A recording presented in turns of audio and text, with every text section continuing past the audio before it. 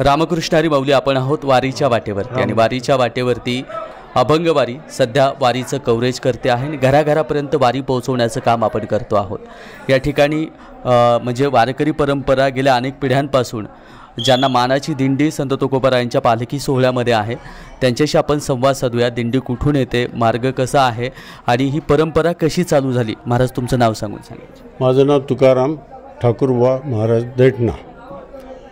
माझं राहणं दैठणा येथे आहे। महिन्याचा पंढरपूरचा वारकरी आहे आणि या दिंडीमध्ये जवळजवळ 30 वर्षापासून सहभाग आहे तुकोबारायांच्या दिंडीमध्ये। तुकोबारायांच्या दिंडीमध्ये 30 वर्षापासूनचा सहभाग आहे आणि हा एक दिंडी क्रमांक मिळवण्यासाठी काय करावं लागतं आणि कसा दिंडी क्रमांक मिळवला जातो?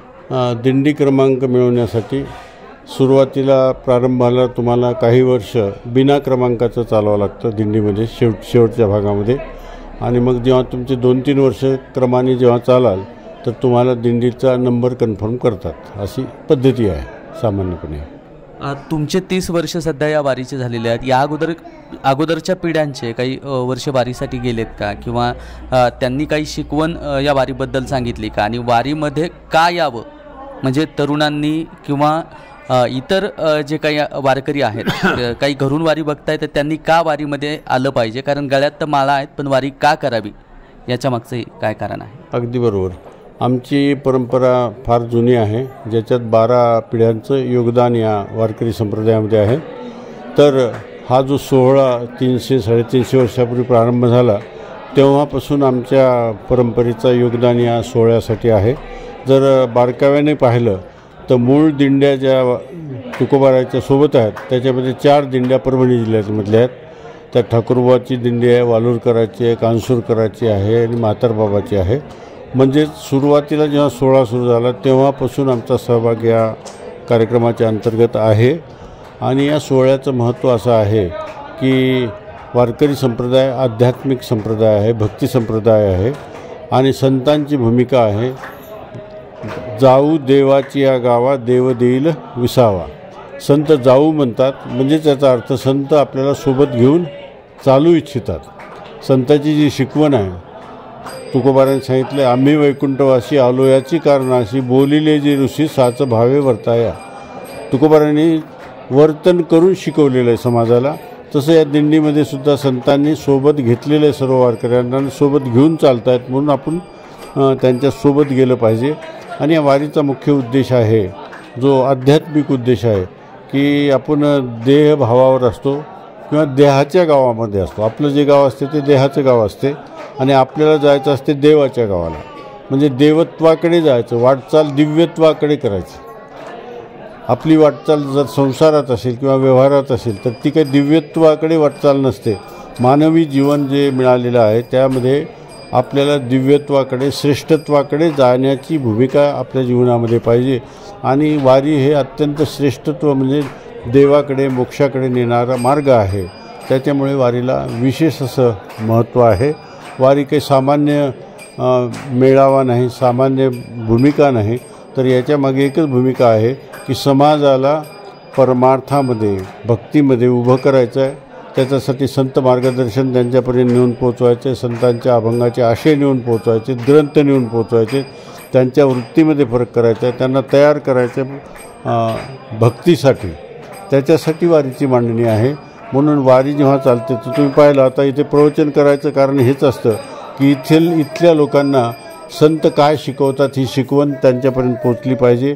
त्यांना आवडल्यानंतर त्यांना सोबत घेतलं पाहिजे आणि आपण चाललं पाहिजे की जेणेकरून आपण खऱ्या अर्थाने भक्तीमध्ये रममान होऊ, आपली वाटचाल देवत्वाकडे जाईल, आपलं जीवन श्रेष्ठत्वाकडे जाईल, यासाठी वारी आहे।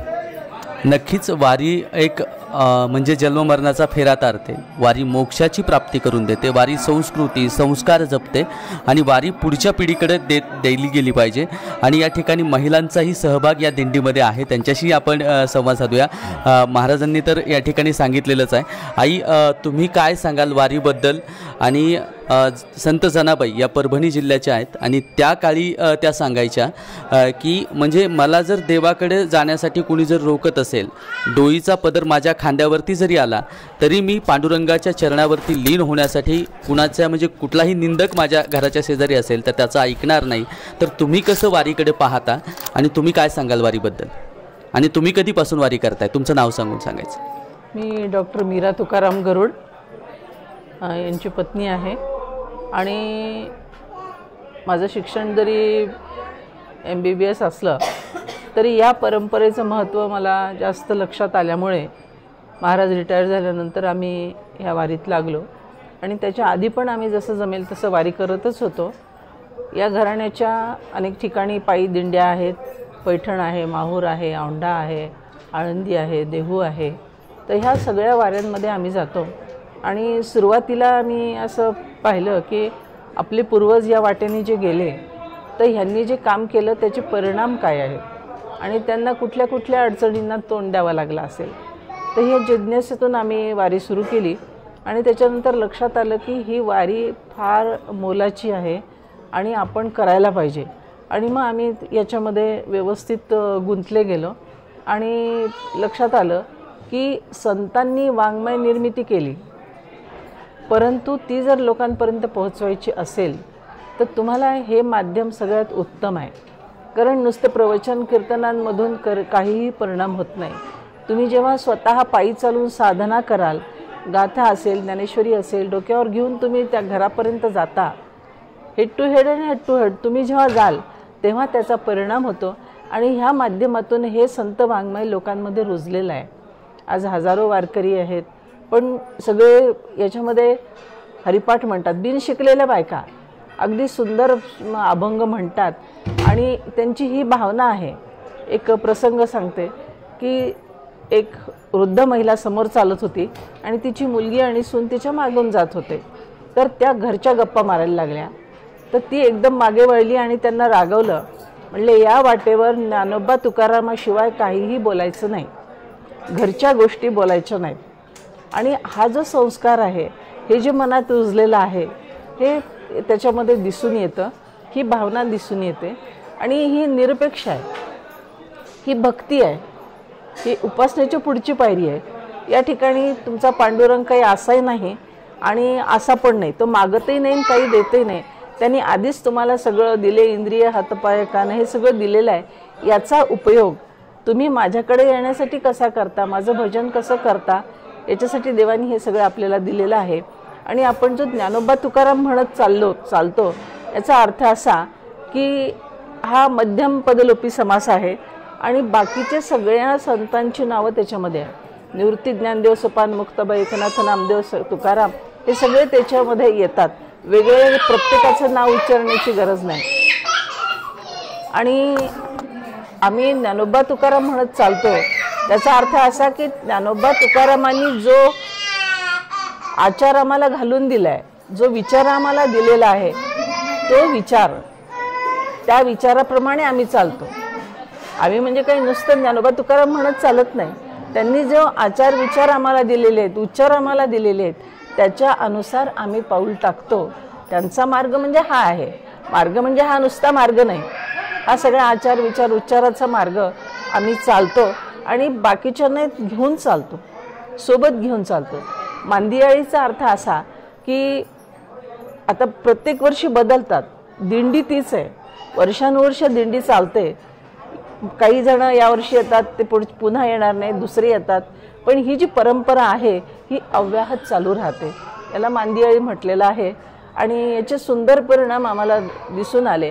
आणि जेव्हा सुशिक्षित लोक याच्यामध्ये सामील होतात तेव्हा म्हणजे जनरेशन गॅप ज्याला आपण म्हणतो की नवीन पिढीला वाटतं की आमचे आईवडील काय, आमचे आजी आजोबा काय वारी करतात, पंढरपूरला जातात, त्यांना महत्त्व तेवढं कळत नाही.